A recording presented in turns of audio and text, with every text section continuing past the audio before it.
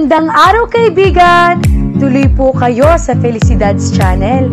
Sa mga kwento ng buhay at pag-ibig na hinalukay sa natatagong baul ni Felicidad. Pero bago po tayo magpatuloy, huwag niyo pong kalilimutan na i-like ang video, i-subscribe ang channel, at i-click ang notification bell para lagi kayong updated sa mga parating pa na upload.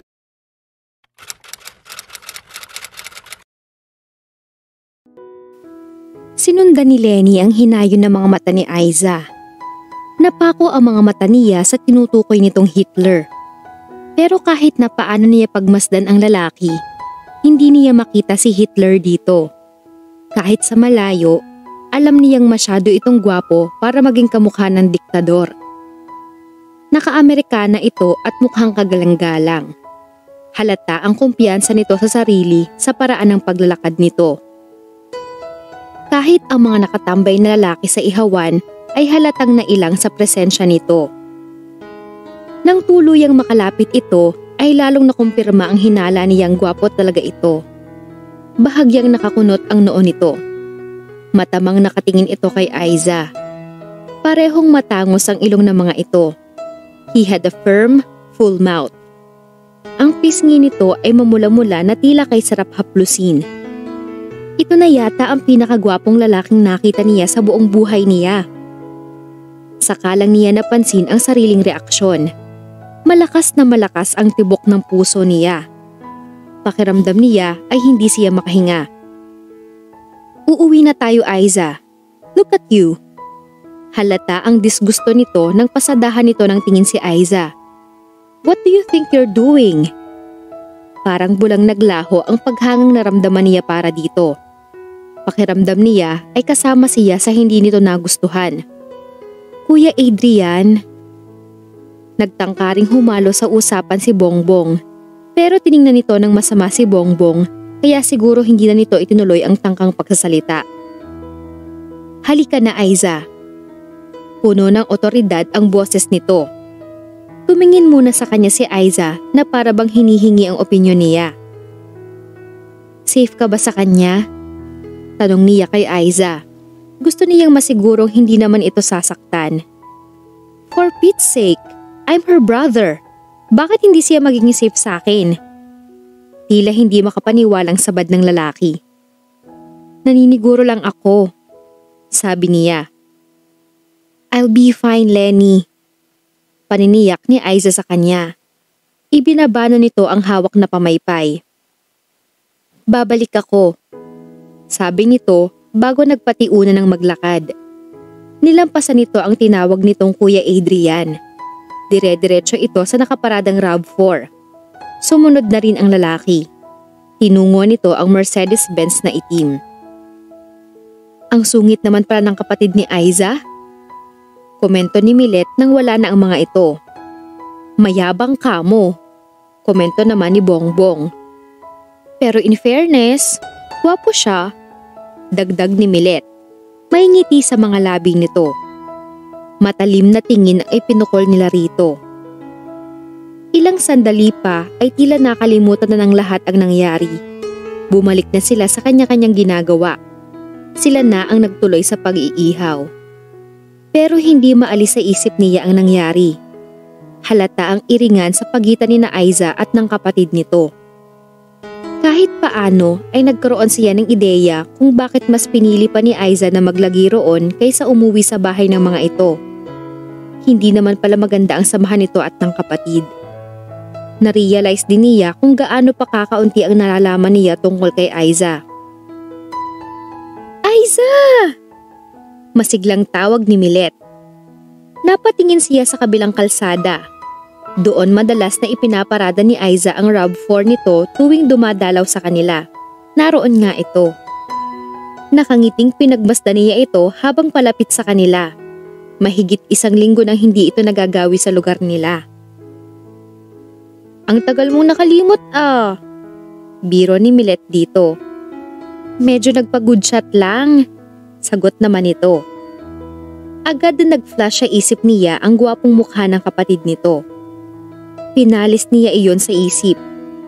Mula noong makita niya si Adrian ay lagi niyang naaalala ito. Kumusta kayo rito? Tanong ni Aiza. Malungkot nung hindi ka na dumadalaw. Akala namin hindi ka na babalik eh. Sagot ni Milet. Tumawa ito. Pwede ba naman yun? Nandito ang mga tropa pips ko. Natawa na rin sila ni Milet. Nakuha nito kay Bongbong ang salitang iyon na ang ibig sabihin ay tropa o barkada. Maya-maya pa ay kinuha na nito ang pamaypay na hawak niya at inako ang pag-iihaw. Lumapit siya rito. Hindi ka ba pinagbawalan ng kuya mong pumunta rito? Binawalan, pero huwag mong intindihin yon. He's too busy to continue following me. Sagot nito. Namiss ko ang isaw rito. Tumingin ito kay Milet. Pati na rin ang gulaman mo. Ang daming na kami sa'yo rito. Hinahanap ka lagi ng mga fans mo. Sabi ni Milet. Napansin niyang masiglang masigla ito. Namiss ko rin silang lahat. Sagot ni Aiza. Habang pinagmamasdan niyang nakikipagbiruan ito kay Milet, na-realize niyang na-miss din niya ang presensya nito. Masaya siya na nakabalik ito roon. Parang si Aiza ang katuparan ng kapatid na babaeng pinapangarap niya noon. Muntik nang matapon ang sauce na isinasali ni Lenny sa plastic nang walang babalang siniko siya ni Milet. Ano ka ba, Milet? Sabi niya. Nang tingnan niya ito, para itong tangang nakatunganga sa harap ng tindahan nila, nakanganga pa. Sinundan niya ang tinitingnan nito. Siya man ay saglit na napatunganga sa nakita. Ang gwapong kapatid ni Aiza. Pwede ka bang makausap? Walang paligoy-ligoy na tanong ni Adrian. Tungkol saan? Tungkol kay Aiza. Pwede. Lihim na kinastigo niya ang sarili. Bakit ba iisang salita ay nagkakanda-utal-utal pa siya? Tumingin ito sa paligid. Pwede ba tayong mag-usap ng sarilinan? Naintindihan naman niya ang ibig sabihin nito. Nakatingin kasi sa kanilang dalawa ang mga naroon. Hindi man lang itinago ang pakikinig sa pag-uusap nila. Ang teenager na bumibili ng barbecue ay talagang titig na titig pa rito. Inalis niya ang suot na dilantal at iniabot iyon kay Milet. Saan mo gustong mag-usap tayo? Tanong ni Adrian nang bahagyang makalayo sila. Kahit saan. Mabilis na sagot niya. Naisip niyang yayain ito sa malapit na karinderya. Pero nang tingnan niya ang hitsura nito, naisip niyang alangan ito roon. Hindi bagay ang suot nitong formal suit sa isang karinderya. Isa pa, hindi siya nakakasigurong makakapag-usap sila roon ng sarilinan. Hindi yata uso sa lugar nila ang salitang privacy. I know a restaurant, malapit lang dito. Is it okay kung doon tayo mag-usap? Tumango na lang siya. Kahit paano ay gentleman din naman ito. Ipinagbukas siya nito ng pinto ng Mercedes-Benz nito. Lalong nadagdagan ang panliliit na naramdaman niya. Natutokso siyang tingnan ang swelas ng sandalyas na suot niya. Baka madumihan niya ang sahig ng mamahaling sasakyan nito. Bahagya siyang nangaligkig nang sumakay ito.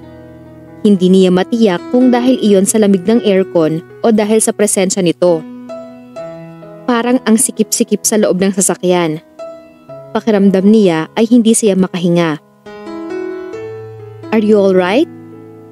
Bahagyang sinulyapan siya nito bago bumalik ang tingin sa daan.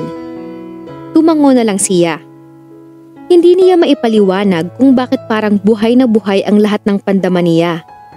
Naaamoy niya ang pabangong gamit nito at natitiyak niyang mamahalin iyon.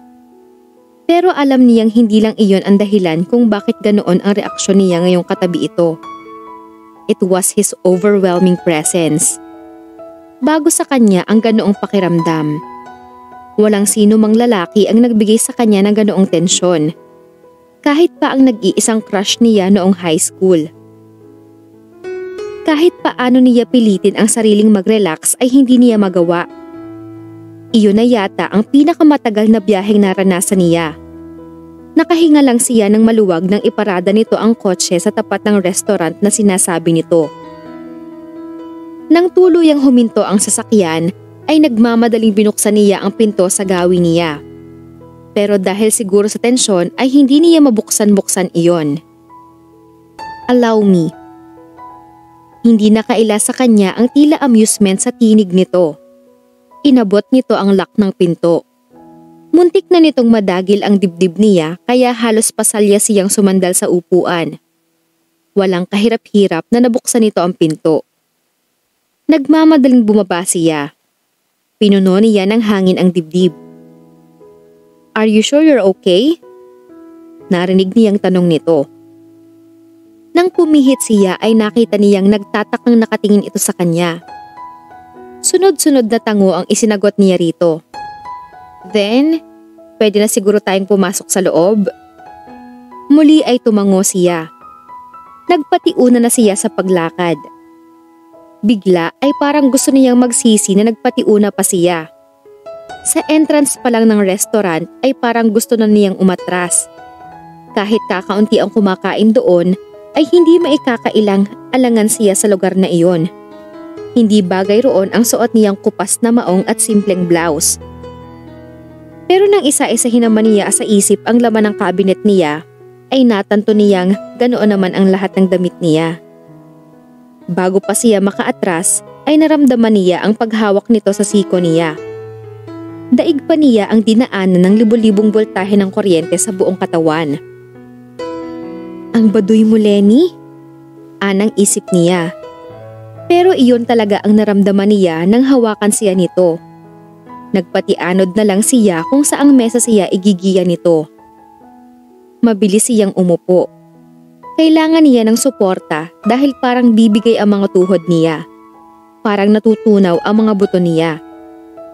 Agad na may lumapit na waiter sa kanila. What do you want to eat? Tanong nito habang pinapasadahan ng tingin ang menu. Ikaw na ang bahala. Sagot niya. Nasisiguro niyang wala rin naman siyang alam sa mga pagkain doon. Nakatingin lang siya rito habang sinasabi nito ang order sa waiter. I am Adrian Aquino. Pakilala nito nang makaalis ang waiter. Kagaya ng pagkakaalam mo, kapatid ako ni Aiza. Ako naman si Lenny Buwan. Gusto niyang matawa sa apelyido niya. Masyadong ordinaryo iyon kumpara sa apelyido nito.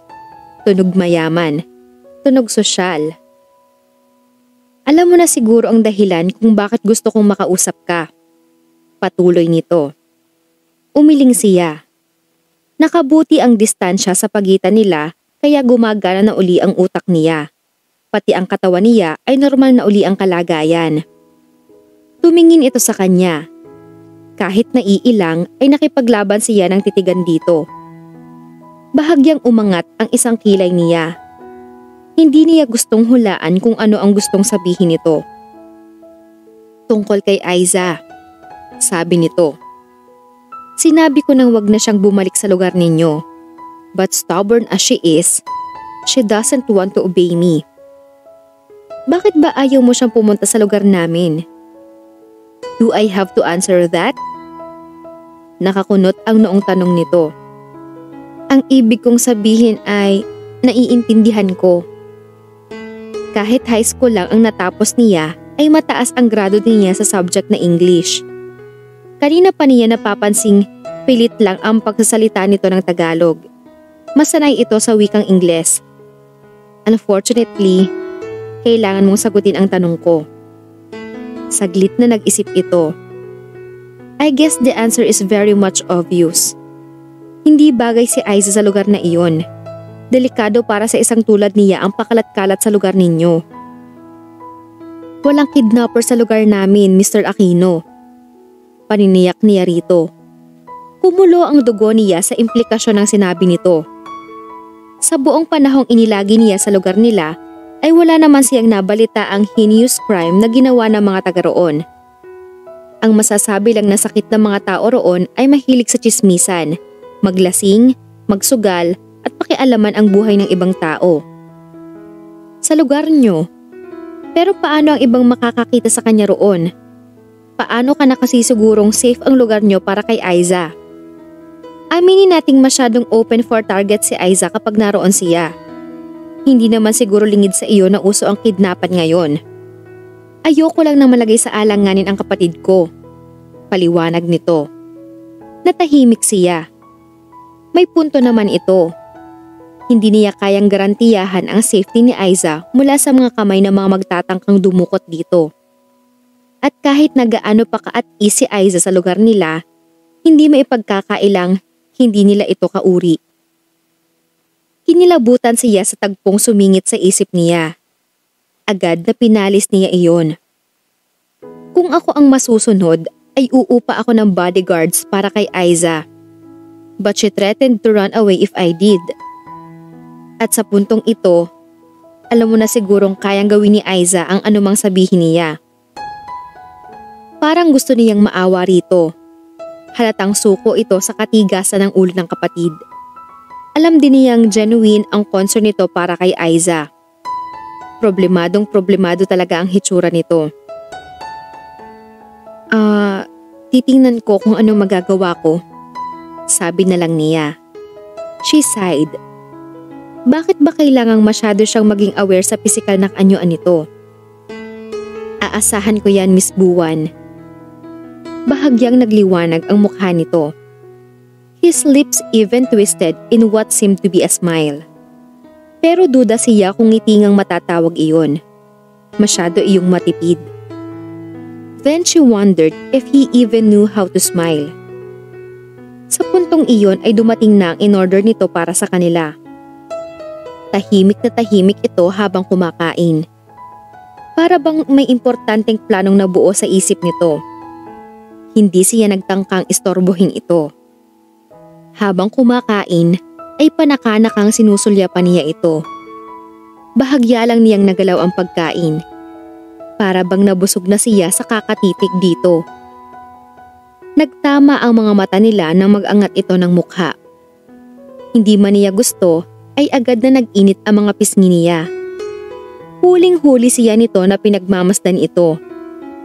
Hindi na siya nagtangkang mag-angat uli ng mukha sa takot na magkatinginan uli sila. Kunwari ay abala siya sa pagkain ng bakang hindi niya alam kung ano ang timpla. Ano na kaya ang gagawin ni Lenny ngayong kinausap siya ng kapatid ni Aiza at pinakausapan itong sabihin kay Aiza wag nang bumalik rito? Paano naman kaya niya iyon sasabihin kay Aiza? Abangan natin sa susunod na kabanata.